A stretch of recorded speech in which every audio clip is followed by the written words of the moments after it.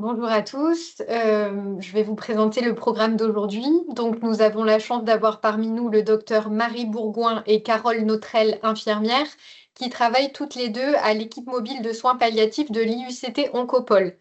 L'intitulé de leur intervention est la suivante, l'éthique, de quoi parle-t-on? Soigner entre principe et réalité, l'éthique en action, l'éthique du soin, un cadre en mouvement, un engagement constant. Leur intervention donc va durer 45 minutes et comme d'habitude, elle sera suivie d'un temps d'échange avec les participants qui durera 10 minutes. Donc comme vient de vous le dire Nathalie, vous avez accès au module pardon, conversation accessible en haut de votre écran. N'hésitez pas à poser vos questions au fur et à mesure de l'intervention. Cela permettra d'alimenter les échanges en fin de webinaire. Nathalie, est-ce que tu peux passer la slide suivante? Donc normalement, vous avez tous reçu un mail d'information. Aujourd'hui, cette session est un petit peu particulière puisqu'il y aura des interactions avec les intervenants pendant l'intervention. Donc normalement, on va vous mettre dans la conversation le lien vers WooClap. Donc si vous pouvez déjà vous connecter à la page, ça vous permettra de répondre aux questions qui vous seront posées en direct par les intervenantes. Voilà. Marie, Carole, je vous propose peut-être de prendre la main sur le partage d'écran. Ça y est, c'est bon. Normalement, Ah c'est d'accord, c'est vous. Ok, super, merci. ici. C'est bon, c'est bien nous. Allez, Parfait, parti. merci. Donc, merci beaucoup de nous accueillir pour voilà, ce webinaire sur l'éthique au cœur du soin. On va essayer de voilà, réfléchir ensemble en quoi l'éthique finalement est présente au cœur de nos pratiques quotidiennes. Et donc, vous verrez, nous allons bien sûr parler de l'éthique d'une manière générale pour pouvoir ensuite essayer de l'incarner au plus près de notre quotidien sur le terrain. Donc, vous avez déjà vu le QR code. Voilà, donc déjà pour commencer, il nous semblait important de vous dire que l'éthique, ce n'est pas réservé du tout aux philosophes ou aux personnes érudites. Finalement, elle anime toutes nos réflexions de soignants, elle nous concerne tous et quelles que soient nos professions. Donc en introduction, déjà pourquoi parler d'éthique dans le soin? En fait, prendre soin, c'est se soucier de l'autre, s'intéresser à lui, à ses besoins, à ses problèmes, et donc de se faire rentrer en relation avec cet autre. Prendre soin, c'est un réflexe naturel d'humanité, puisque finalement, nous prenons soin de nouveau-nés, nous prenons soin de nos enfants, nous prenons soin de nos parents âgés, par exemple. Prendre soin, ça renvoie automatiquement à la notion de vulnérabilité, en fait, de l'autre. Si on doit prendre soin, c'est que l'autre a des besoins, que ce soit physique ou psychologique. Le soin, c'est une action entre bienveillance, bien-traitance, faire du bien, ou non-maltraitance, ne pas faire de mal, avec toujours la priorité de ne pas nuire. Primum non nocere d'Hippocrate. Le soin est toujours un chemin sur une ligne de crête entre la volonté de faire du bien et la peur de faire du mal. C'est toujours une juste mesure entre notre engagement raisonnable et une obstination déraisonnable, et aussi entre intervention bienfaisante tout en respectant l'autonomie de nos patients. Donc, brièvement, une présentation de notre plan qui va se dérouler en 2 parties. Une première partie, en fait, qui s'intéresse à l'éthique de manière générale, de quoi parle-t-on, avec des définitions, les grands principes de l'éthique médicale, et également les approches philosophiques de l'éthique. Et une deuxième partie qui va plus concerner du coup le soin entre principe et réalité, l'éthique en action. Nous allons aborder les émotions éthiques. Prendre soin et penser l'éthique, finalement, c'est un défi quotidien de nos pratiques de soins. Et puis, nous terminerons par la délibération et la responsabilité. Finalement, comment prendre des décisions justes dans notre engagement de soignant. Donc, l'éthique, de quoi parle-t-on d'un point de vue général? Donc, on va déjà commencer par vous interroger. L'idée étant, du coup, que vous participiez avec le lien ou le QR code sur lequel vous vous êtes connecté. Avec une première question, si vous deviez définir l'éthique en un mot, lequel serait-il? Voilà, l'idée, c'est pas forcément de réfléchir bien longtemps, c'est de donner un petit peu, voilà, une spontanéité, en spontanéité, un terme, voilà, qui vous fait penser à l'éthique. Merci. Bienveillance, très bien. Respect, responsabilité, réflexion. Juste. Juste. Temporalité. Ah, il y a des mots qui me plaisent.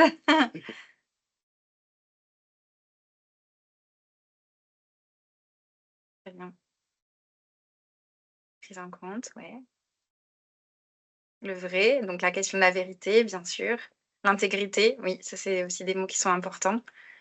Vous voyez qu'il y a déjà beaucoup d'éléments en fait dans votre conception de l'éthique qui montrent que tous ces mots-là, en fait, ils s'incarnent déjà dans le quotidien des soignants.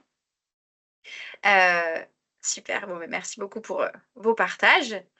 Des mots qui vont revenir Oui. dans la suite de Oui. notre Vous présentation. verrez, je pense que du coup, il y a vraiment des choses qui vous parleront. Alors, l'éthique, si on doit revenir sur des notions peut-être d'étymologie, alors je pense que c'est toujours intéressant de s'intéresser à l'étymologie des mots pour essayer de mieux les comprendre. Donc, c'est issu du grec ethos.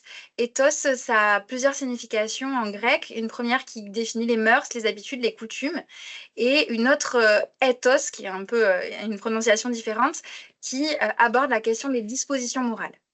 Donc l'éthique, alors d'ailleurs on l'a pas dit dans les mots, c'est étonnant, mais à la fois c'est intéressant. Le terme de morale n'est pas revenu parce que c'est souvent un rapprochement qu'on fait. L'éthique est-elle la morale ou sont-elles différentes? Alors il y a beaucoup de conceptions différentes par rapport à ces questions-là.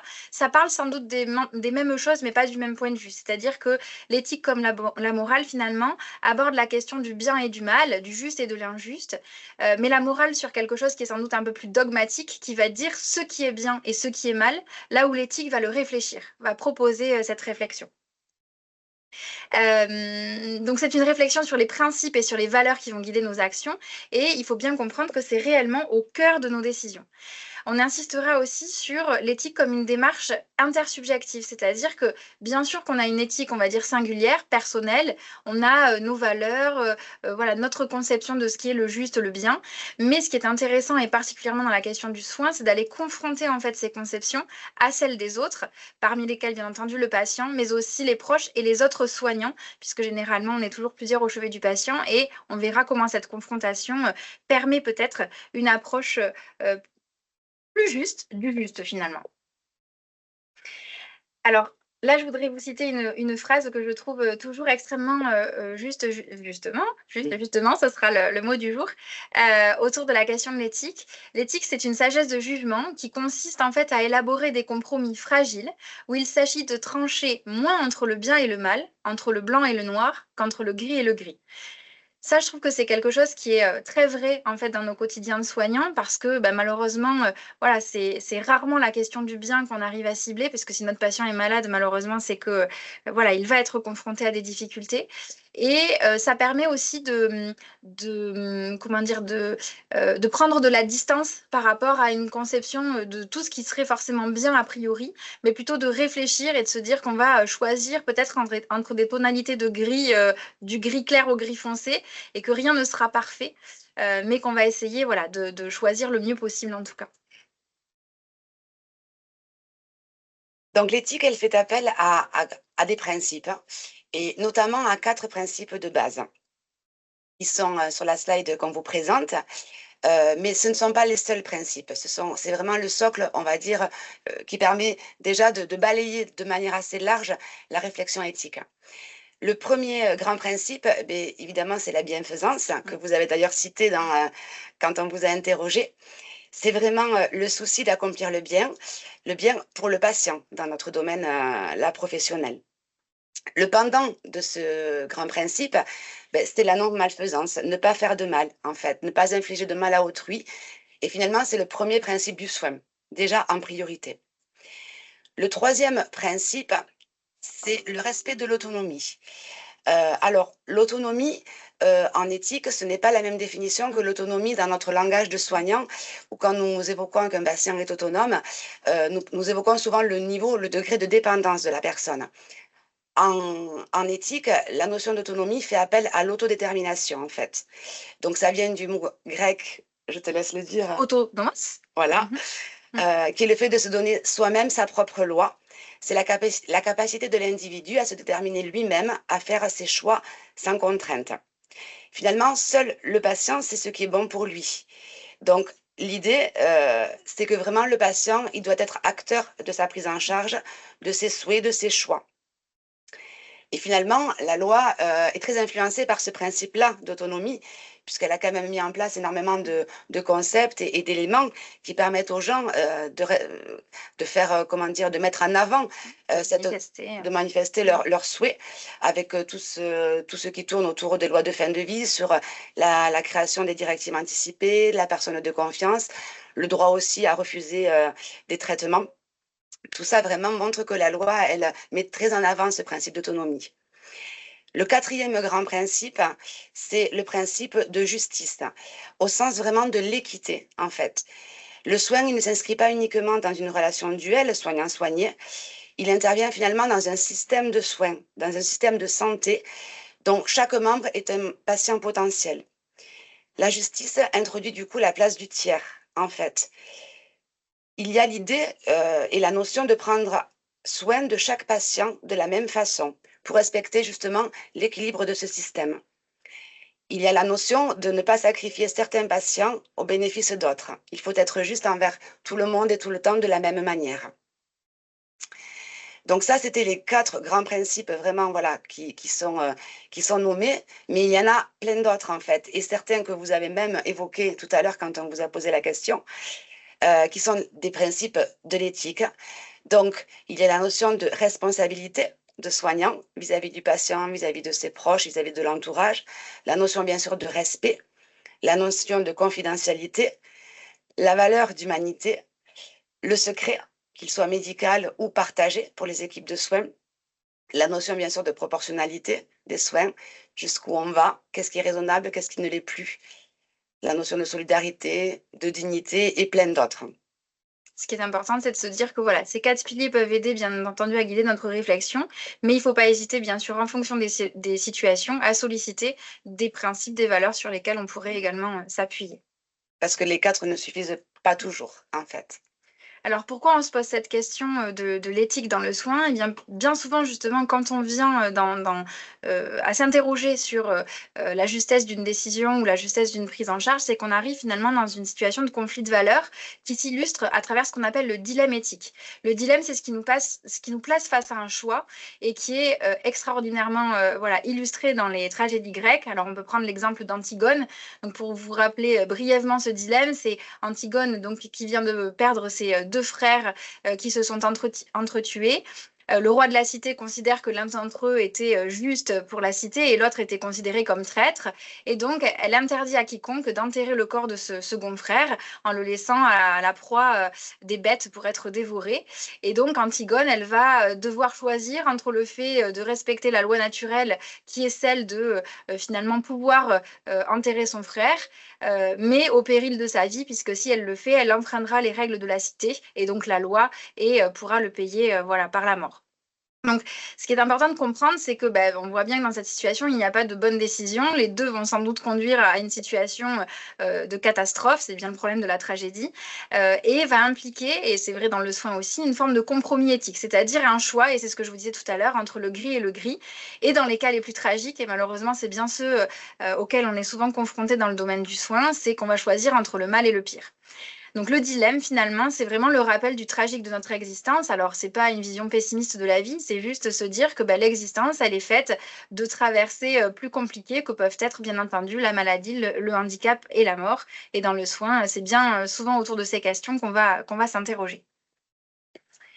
Donc maintenant, nous allons vous proposer de partager avec nous voilà, certaines réflexions et de vous mettre en situation. Donc on vous propose à nouveau de vous munir de voilà, QR code et de vos liens et de pouvoir voilà, manifester votre choix dans une situation de dilemme. Les premiers seront loin du soin, peut-être, et d'autres un peu plus voilà, concrets.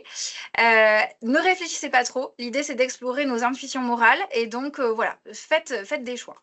Donc, la première situation, c'est une situation où vous êtes conducteur d'une voiture et où vous avez à votre bord 5 blessés très graves. Il faut vraiment que vous puissiez les conduire à l'hôpital pour espérer les sauver. Et chaque minute compte. Seulement, quand vous conduisez, vous voyez qu'il y a au bord de la route une personne également blessée que vous pourriez prendre également dans votre voiture pour la conduire à l'hôpital. Mais si vous vous arrêtez pour prendre cette personne à votre bord, vos 5 passagers mourront. Donc, que faites-vous?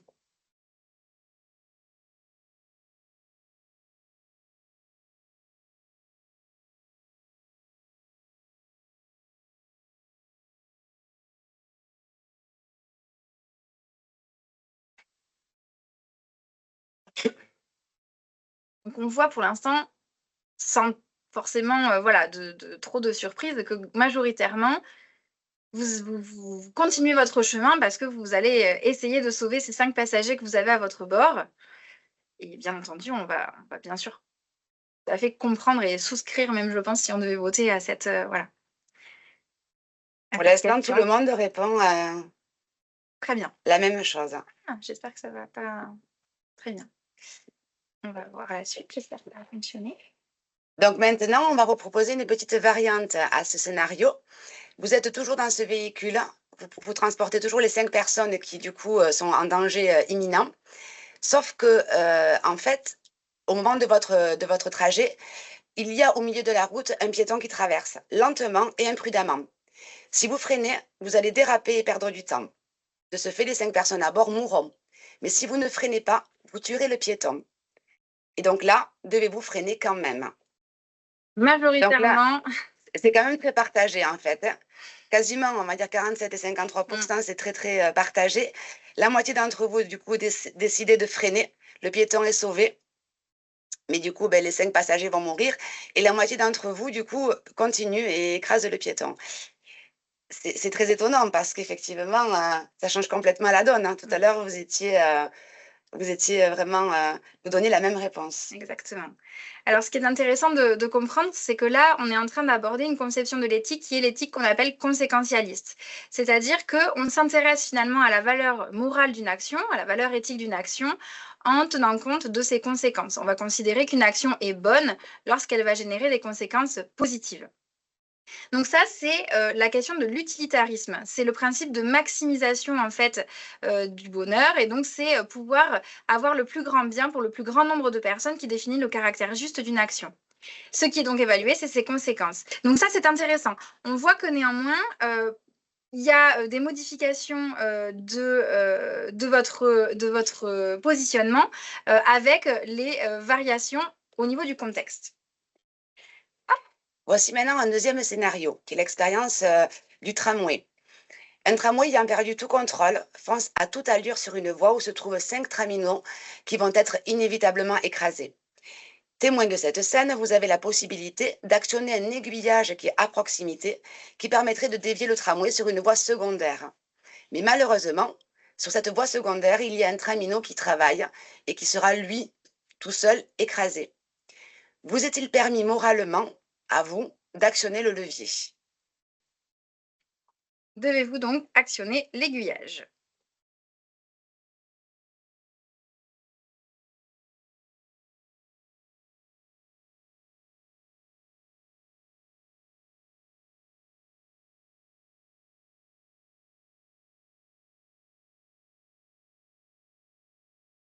On reste à peu près sur les mêmes proportions.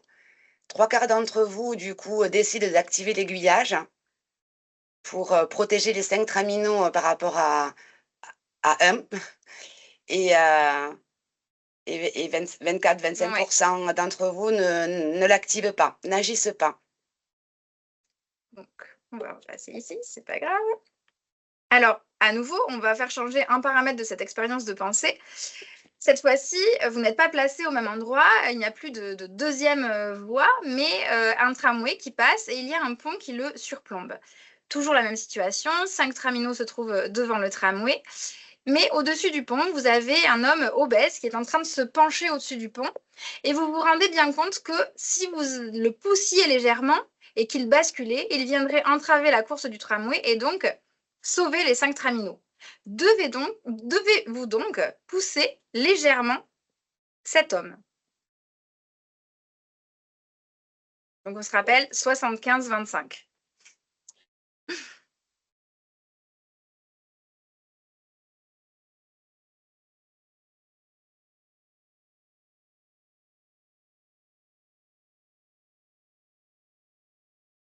On voit que la tendance s'inverse plutôt.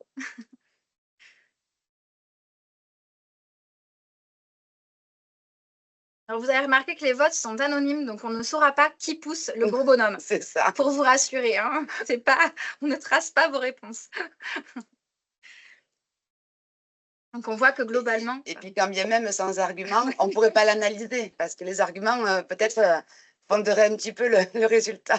Donc, on voit que globalement, cette tendance, elle s'est inversée. Alors, c'est ça qui est extrêmement intéressant, puisque si on aborde, dans ces 4 vignettes qu'on vous a proposées, si on aborde une attitude qui est purement conséquentialiste, en réalité, de façon systématique, il est question de sauver 5 victimes potentielles contre perdre la vie d'une victime. Les conséquences sont donc exactement les mêmes en termes de vie humaine. Et pourtant, le plus souvent, vous allez faire un choix différent quand on va changer un paramètre. Ça montre bien que la conception uniquement conséquentialiste de l'éthique, elle n'est pas bien sûr suffisante pour expliquer en fait nos intuitions morales. Alors on pourrait penser que on est un peu voilà, discordant. Et peut-être que simplement, il faut changer de prisme, en fait, pour évaluer la valeur éthique et morale de nos actions et de nos choix. C'est là qu'est intéressant et que entre la question de l'éthique déontologique. L'éthique déontologique, c'est une éthique qui va réfléchir à partir des devoirs et qui va essayer de dire si une action est bonne ou mauvaise en fonction des principes, de l'intention finalement qui va l'avoir déterminée. Donc, elle se base sur des impératifs catégoriques universels, ne pas tuer, ne pas mentir, qui va voilà, qualifier cette valeur morale de l'action. Le grand philosophe de l'éthique déontologique que vous connaissez tous et avez tous appris, c'est Kant, qu'il est toujours plaisant de relire quand on mûrit un peu. C'est voilà, c'est le fait de pouvoir agir de telle façon que notre action puisse être universalisable. Ce qui est évalué, c'est donc le principe qui guide l'action. Bien entendu, cette éthique déontologique, elle a également des limites. Et je pense que vous connaissez tous ce célèbre exemple de savoir si on se met en situation de la Deuxième Guerre mondiale et qu'on était en train de dissimuler des enfants juifs et que des nazis frappaient à notre porte et nous disaient « Est-ce que vous cachez un enfant juif ?» Est-il moral de mentir dans cette situation? Sans doute que oui. Pour Kant, ce n'est pas le cas puisqu'il ne faut jamais, vraiment jamais mentir. C'est là où il faut interroger cette éthique déontologique et peut-être s'en extraire un peu pour une autre conception philosophique de l'éthique qui s'appelle l'éthique des vertus, qui est un philosophe pourtant plus ancien qui a développé, puisque c'est Aristote. Aujourd'hui, on refait des cours de philosophie comme en terminale. Mais ce qui est intéressant, c'est que cette éthique des vertus, elle est extrêmement importante dans la question du soin. Et en fait, si vous y réfléchissez un peu, vous verrez que c'est des choses qu'on mobilise en fait tous les jours. L'éthique des vertus, en fait, c'est se rendre compte que justement cette éthique des principes ne suffit pas et qu'il faut développer des qualités morales pour essayer d'apprécier une situation dans sa singularité, dans sa spécificité, et bien en saisir vraiment les tenants et les aboutissants. Les vertus, alors Aristote en nomme plusieurs, des vertus qui sont intellectuelles, c'est la sagesse, c'est la prudence, c'est des vertus qui vont s'acquérir par l'enseignement, et puis des vertus qui vont être plutôt acquises par l'expérience, donc ça va être le courage, voilà, la générosité. Ce qui est important pour Aristote, c'est que c'est une éthique du juste milieu. C'est toujours chercher ce juste milieu pour essayer de s'approcher de la vertu. Et cette vertu, elle est au juste milieu entre 2 vices. Donc le courage, ça va être le juste milieu entre la couardise et la témérité. La générosité, ça va être le juste milieu entre la prodigialité et au contraire l'avarice. Donc l'idée, c'est vraiment de s'approcher de cette espèce d'exemplarité par un travail sur soi. Ce qui illustre très bien dans le soin cette question de la juste mesure, c'est ce qu'on appelle le kairos. Le kairos, c'est en fait le moment opportun. C'est le fait de se dire qu'il faut faire une action au bon moment. Et ça, on le sait tellement, si on prend simplement la question de l'annonce, on sait que la question du kairos, elle est majeure. Et c'est à l'image d'une divinité grecque qui allait très très vite et qu'on ne pouvait attraper qu'en lui attrapant une mèche de cheveux parce qu'il avait le crâne rasé, et si on n'attrapait pas au bon moment, l'instant opportun était passé. Donc ça, c'est aussi quelque chose d'extrêmement important. Enfin, une autre conception philosophique de l'éthique dont vous avez sans doute déjà entendu parler, c'est l'éthique du care. C'est un mouvement qui est beaucoup plus récent, qui est né dans les années 80, qui est très lié au mouvement féministe, alors ce qui a tendance à donner une conception genrée de cette éthique du care qui est, je pense, très loin de la pensée des philosophes qui l'avaient développée initialement.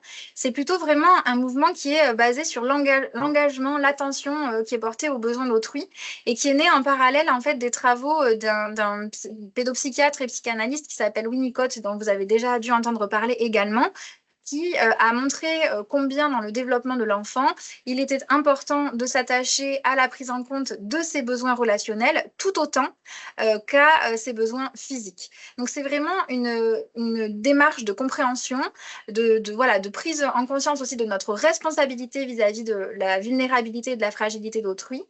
C'est une approche basée sur la sollicitude comme vraiment souci inquiet de l'autre et qui est vraiment, j'insiste sur cette dimension-là, mais vraiment une prise de conscience de cette vulnérabilité, de cette fragilité partagée. De façon très brève, l'éthique du care, elle définit ce que c'est que le bon soin à travers le fait de se soucier de l'autre, donc de porter cette attention, de prendre soin, de la responsabilité pour autrui. Du caregiving, c'est le temps du soin comme compétence technique, comment je fais un bon soin. Et puis du care receiving, excusez mon accent anglais, mais s'assurer de comment la personne réagit à se prendre soin et qu'elle ne s'enferme pas dans une passivité. Donc maintenant, nous arrivons à la deuxième partie de notre présentation qui est sur la mise en pratique finalement de la réflexion éthique dans nos pratiques de soins. Donc, pour commencer, là aussi, nous aimerions... J'arrive. Voilà, on change juste de fenêtre pour vous faire participer. Je bloque un instant. Avec la question suivante. Dans votre pratique, quel ressenti vous laisse penser que vous vous trouvez dans une situation de dilemme éthique? Là encore, voilà, l'idée c'est de répondre de manière spontanée en fait. Qu'est-ce qui se passe, qu'est-ce qui se joue en vous et qui vous conduisent à penser que peut-être là, il y a une situation éthique qui se joue? L'hésitation, le mal-être, très bien, l'anxiété, sensation de malaise, mal à l'aise, oui, très bien, c'est très juste. Malfaisance. Tout à fait. Indécision, oui, bien sûr, on parlait du choix. Impuissance, déni, anxiété, discordance, ouais, tout à fait. Lorsque mes valeurs sont héritées, c'est ça. Ouais. Ça bouge alors du coup. Ouais. Heurté, pardon. Mal faire. Ouais. Les avis divergents, la crispation. C'est intéressant. Il y a des choses qui sont intéressantes et vous allez comprendre pourquoi.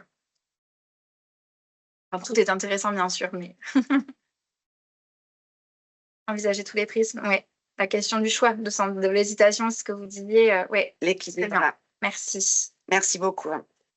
Il y a aussi la notion d'émotion, en fait. Il se joue des choses là, dans notre pratique et dans notre réflexion. L'émotion, finalement, c'est une réaction psychique et physique face à une situation. Ça vient de deux mots, qui est le mouvement. Et selon Descartes, les émotions sont les passions de l'âme. Les émotions, finalement, elles mettent en mouvement, elles génèrent des réactions chez nous, en tant que soignants. Or, les soignants sont formatés pour contenir leurs émotions, souvent au prétexte de la bonne distance professionnelle. On nous invite à brider nos émotions pour ne pas altérer notre objectivité. On nous dit tout le temps que si on est trop dans l'émotion, on va trop dans la subjectivité, on ne va pas être réaliste sur ce qui se passe. Or, finalement, ces émotions, elles sont à prendre en compte. C'est hyper important de les identifier parce qu'elles jouent un rôle dans nos jugements moraux, dans nos comportements envers autrui. Elles nous poussent à agir de manière juste, bienveillante et responsable. On en a du coup noté quelques-unes qui vraiment renvoient à ce que vous avez noté tout à l'heure. Le dégoût, l'injustice, la culpabilité, l'indignation, les scrupules, la tristesse, les remords, la rage, la honte. Voilà. Quand il se joue tout ça, quand vous percevez tout ça en vous, ça ne va pas forcément, vous ôtez cette objectivité de la situation. Par contre, ça doit être une alerte pour vous en vous disant qu'il se passe quelque chose et que ça mérite de se poser pour réfléchir. Et qu'on doit être probablement dans un dilemme éthique, comme a expliqué Marie. Ce qui est important, voilà, c'est de vous dire que ces émotions, elles sont un guide. Et plutôt que de se dire que, voilà, on les fait taire, au contraire, suivez-les. C'est vraiment, voilà, on le verra après, mais c'est un signe de quelque chose qui se révèle, d'une petite voix en vous, qui doit vous faire interroger le soin que vous êtes en train de faire. Donc ça, c'est extrêmement important. Et il faut vous faire confiance. Et c'est souvent ça qui conduit aussi les soignants à se former à l'éthique. Et si on est là, c'est souvent parce que c'est une situation clinique qui nous y a conduit. Donc ça, c'est aussi important. Alors, on va essayer d'incarner de façon un peu plus concrète peut-être ces situations de dilemme éthique dans le quotidien des soignants. Alors, on s'excuse par avance, mais nous sommes 2 soignants de soins palliatifs et donc on a les situations qu'on va partager avec vous, c'est des situations qui sont vécues et donc bien entendu, ce sont des situations de soins palliatifs. Il est clair qu'il n'y a pas du tout qu'en soins palliatifs que sans mobiliser les questionnements éthiques, bien loin de là.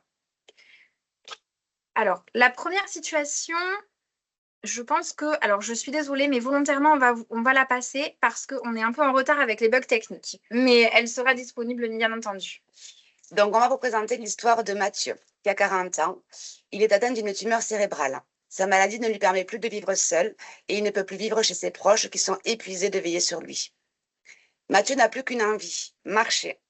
Il se lève, il déambule, il erre et il s'est déjà perdu plusieurs fois. Mais surtout, il a chuté et a déjà eu plusieurs traumatismes crâniens.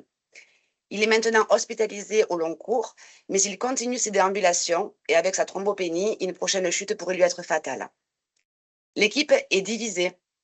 Faut-il contentionner Mathieu au lit en y associant des traitements sédatifs pour lui éviter de chuter ou pas? Faut-il le contentionner ou faut-il le laisser déambuler? Après, vous avez aussi la possibilité de ne pas vous prononcer.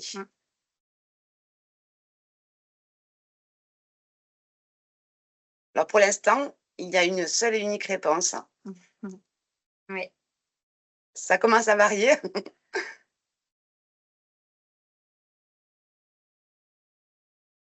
Quand même majoritairement pour la question du fait de déambuler.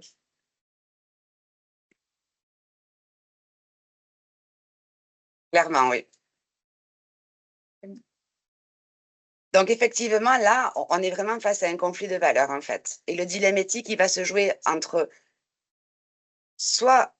tu veux passer à la prochaine donc ça Oui, j'étais en pardon. train, mais... Donc, soit le respect de son autonomie, lui permettre d'accéder à sa liberté, à sa volonté de bouger, ou alors agir avec notre valeur de bienfaisance, c'est-à-dire le protéger de lui-même. Je n'ai plus d'écran. Notre objectif là, c'est sûrement pas de donner une réponse, c'est de balayer les possibles en fait, et de voir finalement parmi vous, voilà, quels sont ceux qui vont privilégier une valeur plutôt qu'une autre au final. L'éthique, c'est vraiment ça, ce n'est pas de donner une réponse. Les deux réponses s'entendraient sur des arguments différents. Déjà, ce que je trouve extrêmement intéressant, c'est que vous êtes tous prononcés, parce que quelque chose que nous, on a aussi tendance à dire, c'est que ne pas se prononcer, en fait, c'est déjà faire un choix. C'est-à-dire qu'en fait, si vous ne vous prononcez pas, vous laissez déambuler Mathieu, donc vous prenez pas position, et quelque part, vous ne prenez pas votre responsabilité dans le soin. Donc ça, c'est quand même extrêmement important déjà de se positionner. Pour la petite histoire, Mathieu, il aura fini par être contentionné et sédaté. Donc on voit bien que, vous voyez, dans la question de la réalité, c'est une décision tout autre qui a été prise, mais peut-être que voilà, le soignant qui est confronté à ces chutes permanentes, à devoir lui suturer l'arcade 10 fois, eh bien peut-être que la situation aussi incarnée, elle est un peu différente. Mais en tout cas, voilà, c'est toujours intéressant voilà, de prendre en compte qu'il y a vraiment ce conflit de valeurs et que malheureusement, on n'arrivera pas à respecter les deux et qu'il va nous falloir choisir le moindre mal en fait dans cette situation. Et je pense que les réponses peuvent être aussi différentes selon si on est impliqué en tant que soignant auprès de Mathieu ou si on a un regard extérieur et neutre et qu'on n'est pas soi-même impliqué en fait. La notion de responsabilité, c'est pas la même. Tout à fait. Et ça peut jouer. Une nouvelle situation clinique. Michel a 90 ans. Il est suivi depuis plus de 20 ans pour des tumeurs cutanées qui récidivent en permanence, pour lesquelles il a fait en permanence biopsie, chirurgie, radiothérapie de façon extrêmement régulière. Mais depuis plus d'un an, il a une tumeur qui a continué de progresser malgré les traitements et qui petit à petit a grignoté son visage, qui a fait disparaître son sourire pour laisser à la place un grand trou béant, voilà, qui vraiment prend la place de la moitié inférieure de son visage. Il est alimenté par gastrostomie. Il s'est isolé, il reste chez lui toute la journée parce qu'il est trop effrayant pour sortir. Heureusement, le Covid lui aura permis de porter un masque pour dissimuler en partie cette plaie géante. Il ne se plaint pas, mais il s'isole. Il devient repoussant au regard même de son frère avec qui il vit. Il est donc hospitalisé pour un répit et le service qui le reçoit prend contact avec une équipe de chirurgie plastique pour envisager la conception d'une prothèse de visage. Hop, la question. Vous avez plusieurs propositions et vous pouvez choisir plusieurs réponses ici.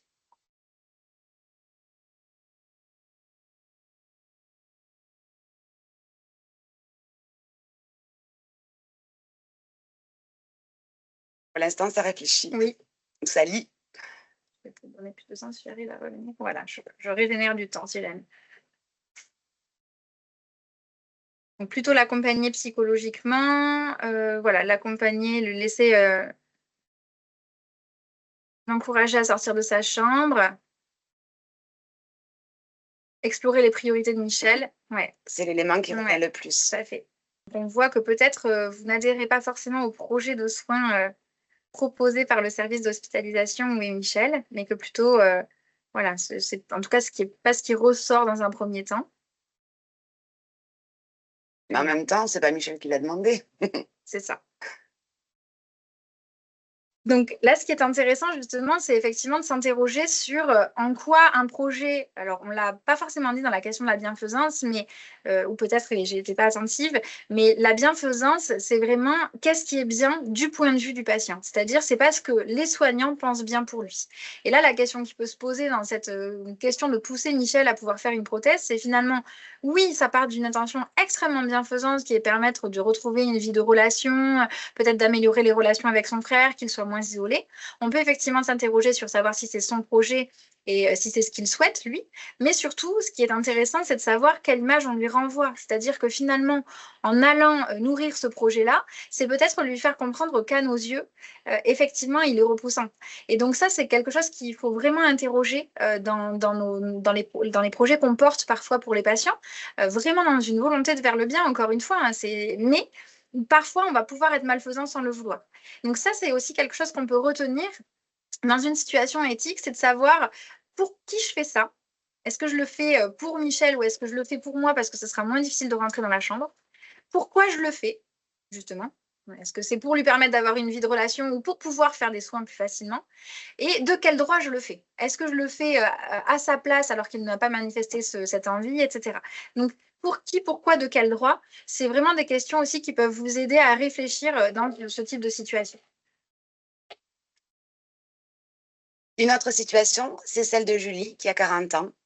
Après de longues années de traitement pour tenter de contenir son cancer du sein polymétastatique et beaucoup de complications, on vient de lui annoncer qu'on arrêtait sa chimio. Elle s'y prépare déjà depuis longtemps. Julie a la plupart du temps une posture assez détachée et distante. Elle évoque ses problématiques comme si celles-ci concernaient une autre personne qu'elle. Elle s'adapte comme elle peut à l'évolution des choses. Mais un jour, alors que sa méningite carcinomateuse progresse et que les médecins craignent un pronostic vital engagé dans les jours, semaines qui arrivent, elle interroge son oncologue sur son pronostic. Julie comprend qu'il n'y a plus d'espoir et que sa maladie l'emportera dans un avenir très proche. Elle décide alors de ne plus voir ses 2 enfants en bas âge afin, comme elle dit, s'habituer à son absence. Hop, et nous vous laissons là aussi faire Donc, vos à propos choix. de Julie. Vous pouvez choisir plusieurs réponses à nouveau. Ouais.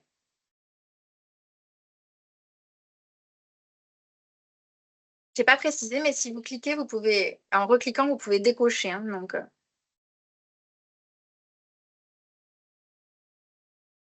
Donc, c'est important de ne pas lui avoir menti et de lui avoir répondu sincèrement.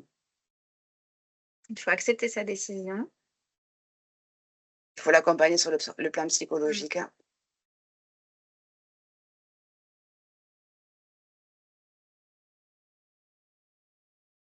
faut la convaincre de revoir ses enfants.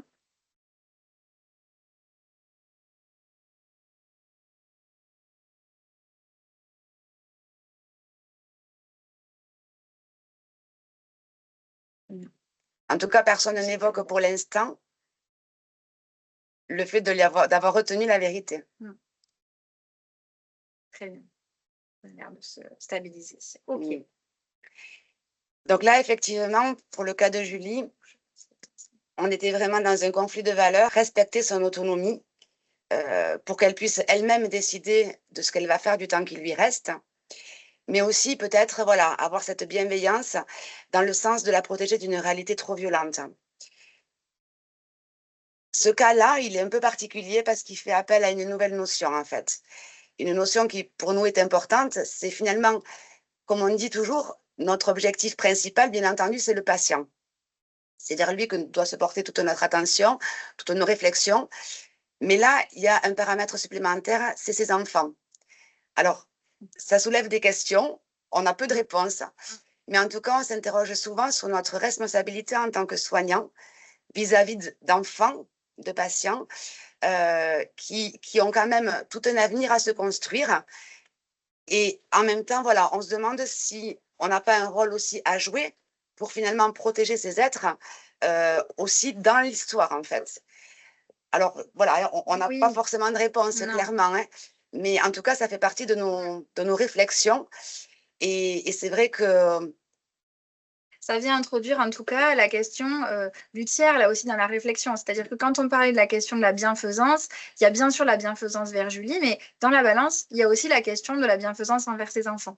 Donc, il y a tout plein de choses, se rendre compte aussi que l'annonce, même si on répond de façon vraiment claire à sa question, elle peut avoir des conséquences néfastes, parce que peut-être que, que si les choses lui avaient été dites différemment, elle n'aurait pas pris une décision aussi radicale.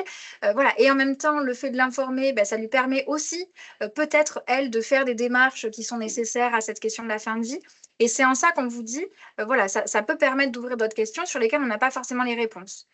Pour peut-être clôturer les histoires quand même, pour vous dire que Michel, il n'est jamais retourné dans le service de soins où il a été hospitalisé et il a fini ses jours chez lui. On n'a même pas été informé de son très probable décès puisque ça fait de nombreux mois.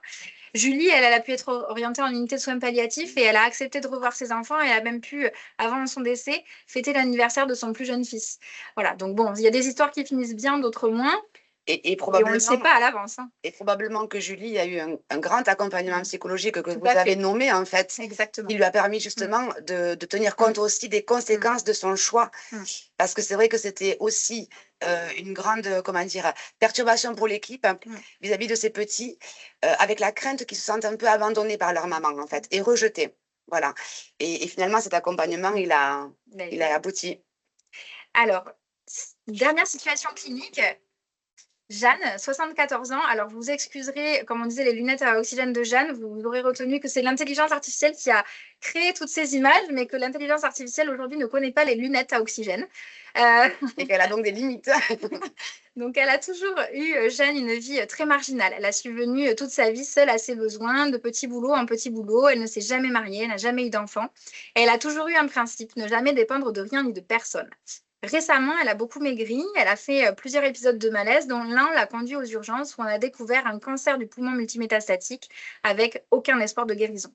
Elle ne veut pas se faire traiter, elle veut rester chez elle et y mourir comme Ali a vécu, seule. Elle n'accepte que les visites de ses infirmières libérales. Mais Jeanne n'est plus en sécurité, elle ne peut plus subvenir à ce besoin, elle a des difficultés à se lever, à faire sa toilette, à préparer ses repas. Elle chute et sa respiration s'altère. Ses infirmières préféreraient l'hospitaliser.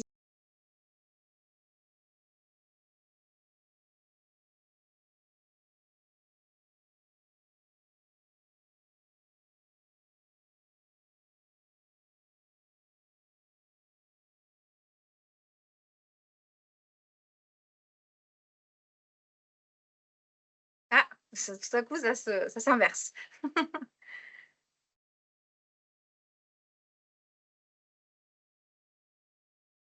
Pour l'instant, majoritairement, vous respectez son choix et vous poursuivez la prise en charge.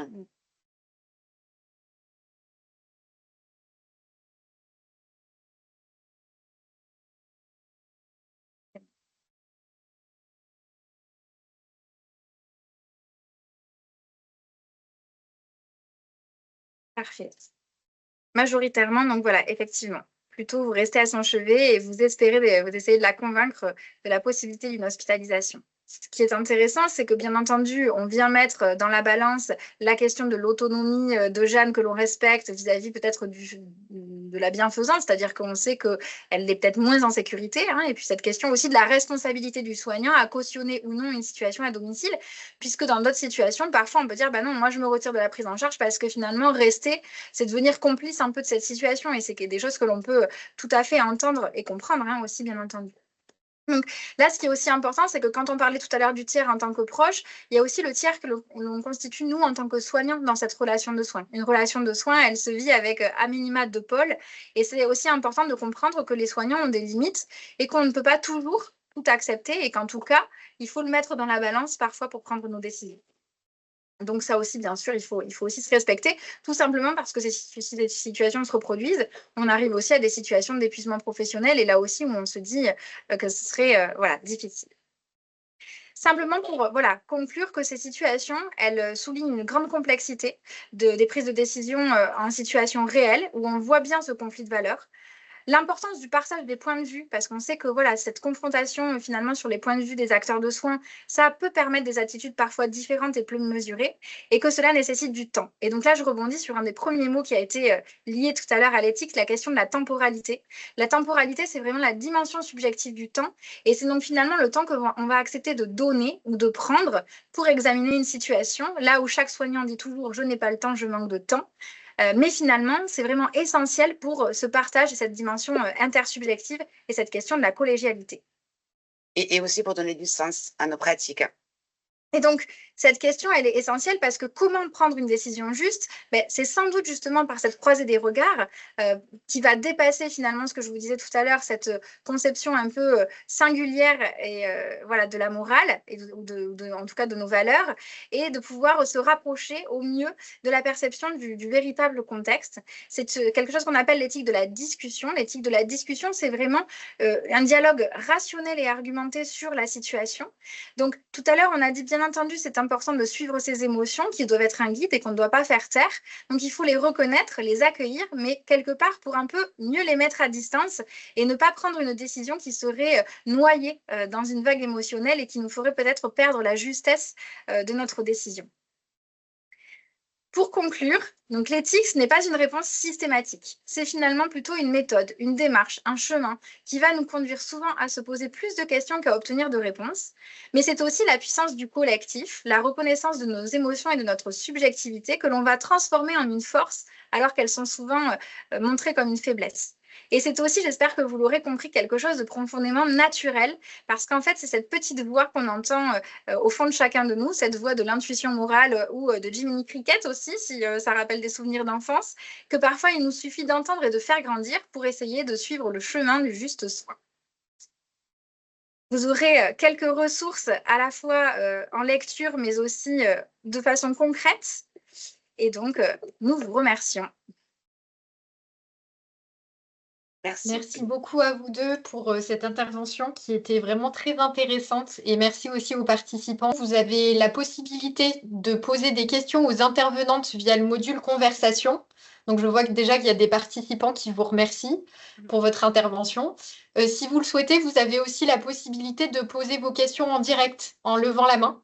On aura la possibilité d'ouvrir vos micros. Donc, n'hésitez pas, lancez-vous parce qu'il nous reste pas beaucoup de temps. Oui, les cas, je pense que vous nous avez tous embarqués dans la réflexion. Et j'ai beaucoup aimé aussi l'expression que vous avez utilisée entre le gris et le gris. Je pense que ça illustre bien les questionnements éthiques. Alors, bon, il y a beaucoup de remerciements. Merci. Du coup, il n'y a pas de questions pour l'instant. Alors, si, ça y est, on a une question. Oui. Comment faites-vous vivre l'éthique dans votre quotidien professionnel? Après, notre rôle, nous travaillons toutes les deux en équipe mobile de soins palliatifs. Donc, clairement, on est appelé par les équipes, par les services, au moment justement où les équipes de terrain sentent qu'elles sont noyées sous une pression et qu'elles ont du mal à penser. Nous, on arrive de l'extérieur, on est neutre, on n'est pas impliqué en fait de manière aussi importante qu'eux. Et du coup, automatiquement, on a ce recul qui nous permet au final de penser la prise en charge. Donc, au final, de l'éthique, on en fait tout le temps, en fait. Après, on est aussi passionné, je ne sais pas si ça s'est vu, mais voilà. Donc, on s'est formé, mais volontairement, et parce qu'on a été en difficulté dans des situations et qu'il nous a semblé très important de pouvoir avoir cette prise de distance. Ça ne veut pas dire que pour faire de l'éthique, il y a forcément nécessité d'être formé. Mais pour vous dire, en fait, nos conversations, voilà, c'est des lectures, des podcasts, qu'on écoute beaucoup. Vous pouvez écouter plein de podcasts sur France Inter sur des questions d'éthique et d'éthique du soin ou d'éthique plus générale. Et donc, en fait, c'est vraiment dans la confrontation des points de vue. C'est pour ça que le collectif, c'est une force. Donc, c'est à la fois sur les situations cliniques, mais aussi des questions beaucoup plus générales. Et ça, c'est vraiment ouvert à chacun de vous. Si vous aimez ça, c'est pour ça que je disais... avec un clin d'œil, relire Kant, mais en fait, vous ne le verrez pas du tout du même œil. Il y a des choses qui ont pu nous sembler parfois, quand on n'était pas très mature, il y a des choses plus simples que Kant. Oui, mais bien sûr, mais c'est un clin d'œil. Mais en tout cas, voilà, c'est vraiment, en fait, nous, quand on vous dit c'est du quotidien, oui, c'est du quotidien, et en fait, c'est du quotidien à partir du moment où on en prend conscience, parce qu'en fait, c'est aussi votre quotidien, mais parfois, on le réalise un peu moins. Voilà. Après, se renseigner, écouter des podcasts et lire, ça donne pas des réponses, en fait. Ça nourrit simplement notre esprit de réflexion. Tout à fait. Et c'est ça, au final, parce que chaque cas est unique. Enfin, on rencontre jamais la même chose, mais ça nous apprend à réfléchir différemment. Et finalement, c'est intéressant dans notre travail, mais aussi dans notre vie, Oui, tout en fait. Et ce qui était intéressant aussi dans votre présentation, c'est que finalement, il faut suivre son intuition et Oui. après, il faut discuter en collectif pour trouver Oui. la meilleure option Ouais, en tout à fait. collectif. C'est Peut-être vraiment je vous important. partage un commentaire Oui. d'Emmanuel Barrault. Merci beaucoup, notamment de nous rassurer sur nos questionnements et de savoir aussi se faire confiance dans ces questionnements. Moi, je dis ça souvent aussi, notamment, alors, je suis médecin, mais je le dis beaucoup aux infirmières aussi dans les formations. Faites-vous confiance, soyez le grain de sable, voilà, soyez le caillou dans la chaussure, parce qu'en fait, quand vous faites ça, vous venez interroger des choses et c'est ça qui va venir interroger les pratiques et essayer de se rapprocher.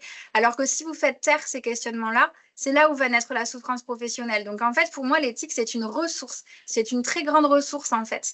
Donc, oui, il faut se faire confiance. En fait, prendre le temps de partager, si au départ, on a l'impression que ça en fait perdre, ça en fait gagner énormément en réalité. Vraiment. Alors, il y a une nouvelle question d'Antoine Hobb. Y a-t-il un retour de fait aux patients sur les décisions ou les interrogations en suspens à la suite d'une réflexion éthique en équipe?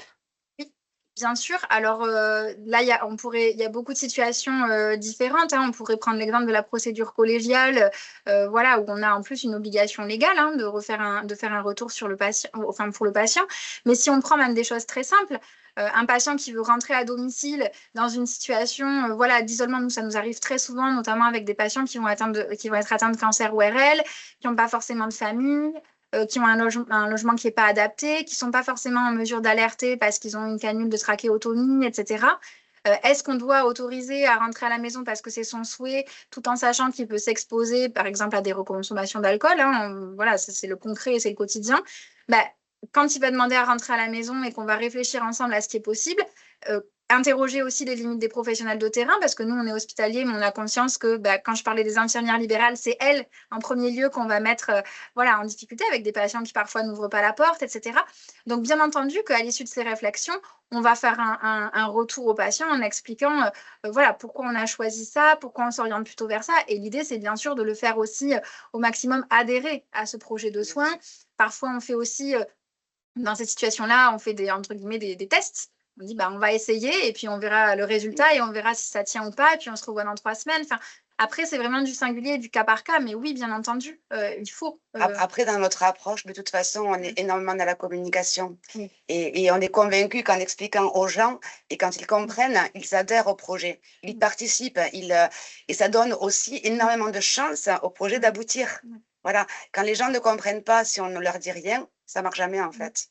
Donc, c'est vraiment aussi, voilà, on est vraiment formaté comme ça, hein, pour partager et expliquer nos questions, nos réflexions, le partage avec les patients et les familles. Hein. Et c'est ça le premier sens de l'éthique. Hein. Ethos, c'est le partage, la relation. Mais merci beaucoup. Il n'y a plus de questions dans le chat et puis je vois qu'il est 14 heures. Donc, on est arrivé à la fin de ce webinaire. Donc, encore merci 1000 fois pour vos interventions. C'était vraiment super et merci aux participants encore une fois d'avoir joué le jeu. Donc, on vous donne rendez-vous le 15 mai prochain pour la prochaine session des Jeudis Onco-Occitanie sur la rééducation médicale. Et puis, comme d'habitude, sur la slide qui est partagée sur votre écran, vous avez un QR code. Merci de prendre 5 minutes pour répondre à nos questionnaires de satisfaction. C'est ce qui nous permet d'améliorer le format des JO2 et puis de faire un retour aussi aux intervenants. Merci à tous et bon après-midi.